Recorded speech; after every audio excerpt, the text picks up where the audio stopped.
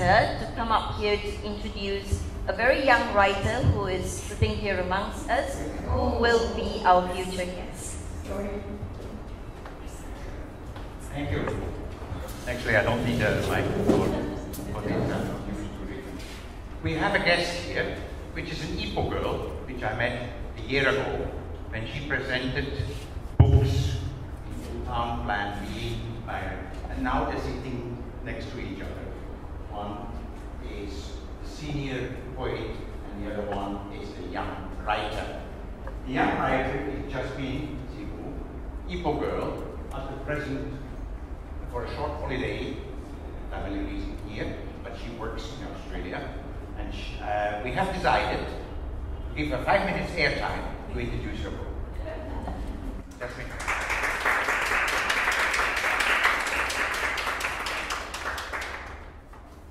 Thank you. Very happy and honored to be here. I think there's one word that I can share.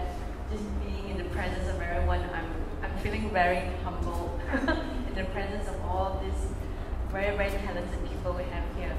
I'll always be a Ipoh girl wherever I am, be it like Australia now or Singapore and all that. I'm 38. I've worked quite a bit. Used to be a banker in Singapore and Sydney, but now I'm in Melbourne, city of literature apparently.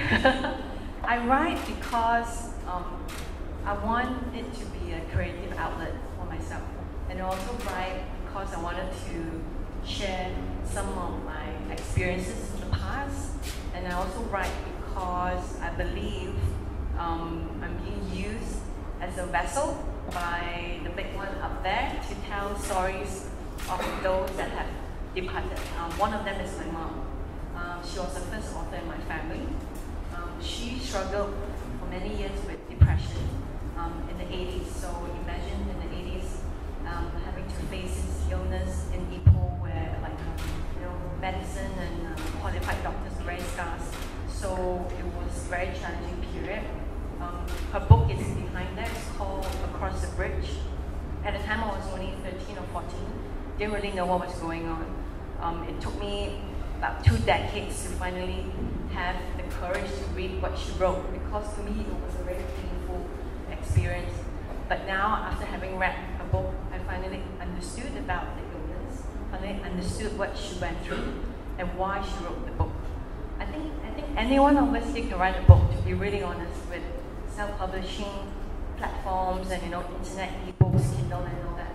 Honestly, anyone can write a book. But what I found through my own publishing journey is the reason behind writing a book.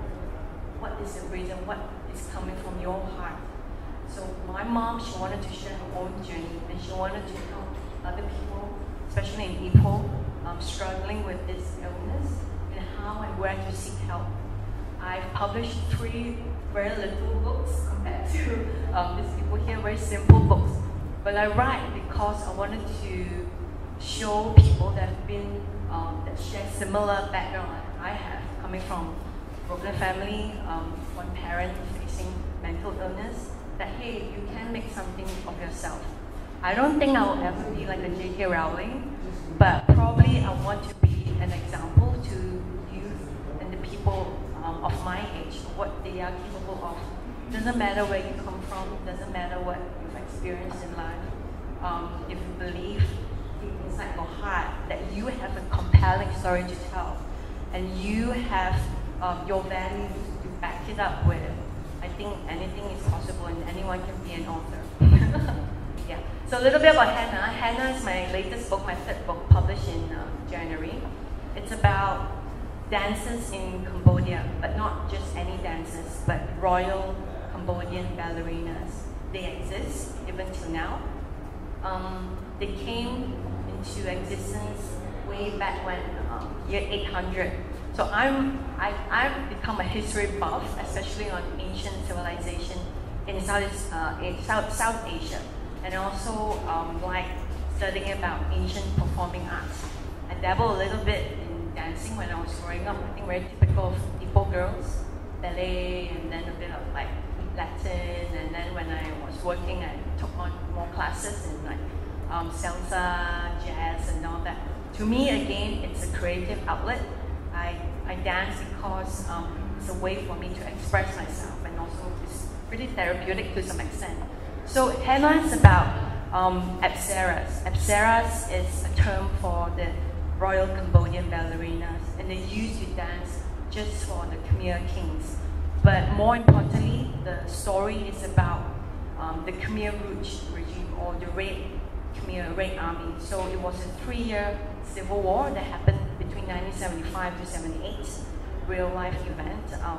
Over 2 million people were killed in Cambodia, and it started from a peasant upheaval. Basically, the poor were disgruntled.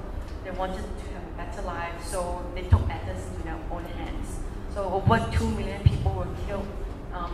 Amongst them were apsaras. So basically, it was an elimination of intellectuals, scholars, and artisans. But how my story ends, like with all my books, is a happy ending. Some of them managed to survive, and they're trying to perpetuate this ancient dance form in Cambodia, in Thailand, and I think a little bit pockets of it in other parts like Thailand. So all my 3 books are centered around women empowerment, mild form of feminism, but it's really, banding together a group of women, sisters, different periods in time, different countries, but they share the same human spirit, they share the same feminine power, which I hope the youth and the ladies in Ipoh, whether you're young or you're mature, you will remember the strength that is within us, and we can overcome any challenges. Like how my mom has, written about it in her book, and how I write about books also, but for other women. So thank you for having me here, Peter and Sharpened and everyone. Yeah, I look forward to learning from all of you.